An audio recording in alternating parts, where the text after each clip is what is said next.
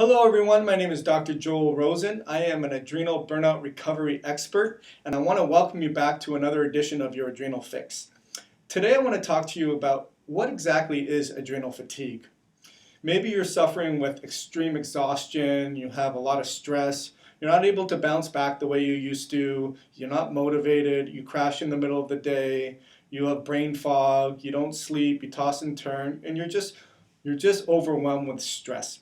Perhaps you've gone to your doctor and you've had blood work and nothing specific comes up back on your blood test and you're told nothing is wrong, and then you go from doctor to doctor, you do your own research, you watch a video like this, and you find out exactly there's something out there called adrenal fatigue, yet your doctor doesn't believe it, doesn't even think that it's something that's real, thinks that you're crazy, maybe you need to go on antidepressants because something's got to be wrong with you and not him or her, and so you're looking for answers. Let's talk about that.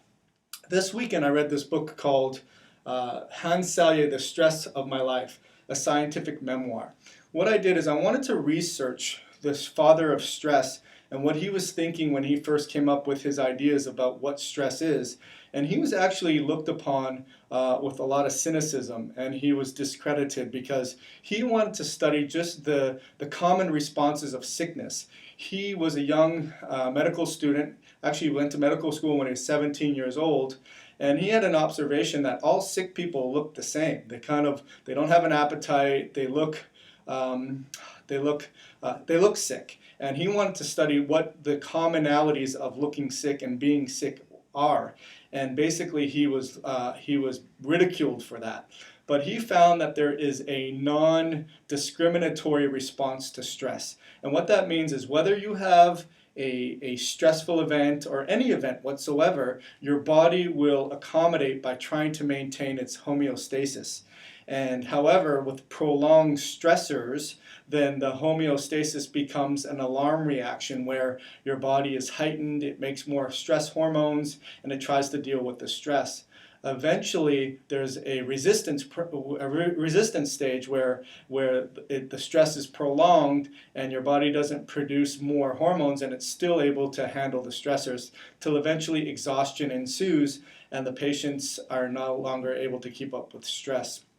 Hans Selye actually wrote a lot of endocrine books in his time as well, the actual textbook.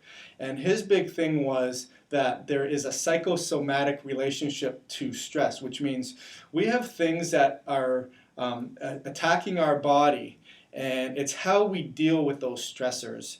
And so we have one of two ways of dealing with them. And he used the analogy of how our cells respond to stress are the same way societies and members of a country respond to stress. And you have two ways to deal with it. Number one, you could fight it. So if you have an infection, your immune system can attack that, or you can coexist with it. And if you have a metal in your body and your body can't get rid of it, then it coexists with it. So there's basically two ways to deal with stress. You can either accept it and coexist with it, or you can remove yourself. So think of that. That's a head turner in the very beginning, in that if you're in a stressful job, you have a stressful marriage, or you have stressful finances, you have one of two ways to deal with it.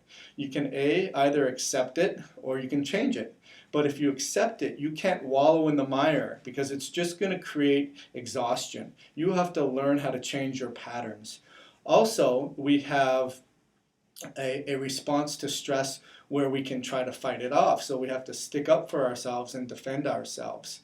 However, when you go to the medical doctor and you tell them that you're dealing with stress, there is an absolute definition of what adrenal fatigue is. It's called adrenal insufficiency, which basically means you don't mount enough of a response to a ACTH stimulation test where they give you a hormone, and if your body doesn't produce an adequate response of cortisol, then you are told you have a primary adrenal insufficiency.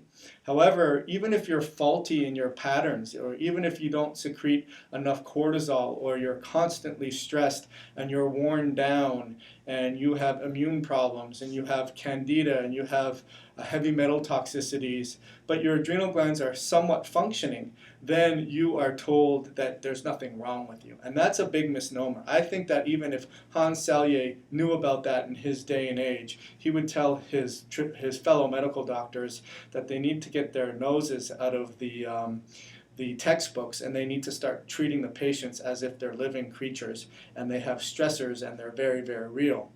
So I just wanted to tell you a little bit of the book. I wanted to explain to you, so what exactly is adrenal fatigue? Adrenal fatigue is when your own immune system is constantly being stressed from environmental triggers, from blood sugar instabilities, from heavy metal toxicities, from emotional stressors to mental stressors, anything, even a positive stress like, winning the lottery or being told about a new job or having to relocate. And even if these things are foreseeably or good, it's going to create an immune reaction and a stressful response in your body that you're going to have to maintain a new level of homeostasis. So, but over time, when you continually do that over and over and over again, the output of stress gets diminished, and so does the regulatory mechanism. So what that means is potentially you don't signal the right amounts, or you don't have a good quality of the hormone, or you have inappropriate responses, or they're signaling at the wrong time in your circadian. There's so many different things that can go wrong. And so anyways, I just wanted to tell you a little bit about adrenal fatigue. Wanted to let you know that if you are exhausted, if you are fatigued, if you have brain fog, then there's more than likely a chance that your adrenal glands aren't working optimally. And that's the key. They're not working optimally. Just because it's not enough to define it as an adrenal insufficiency doesn't mean that your adrenal glands are working well. And so hopefully you found this episode at least thought-provoking, to make you think, okay, there is something real, I'm not crazy, and you got a lot out of it. If you liked my video, just give me a thumbs up or a like or a comment, and be sure to check out my blog, Adrenal Fatigue Society, underneath this video. Thank you so much.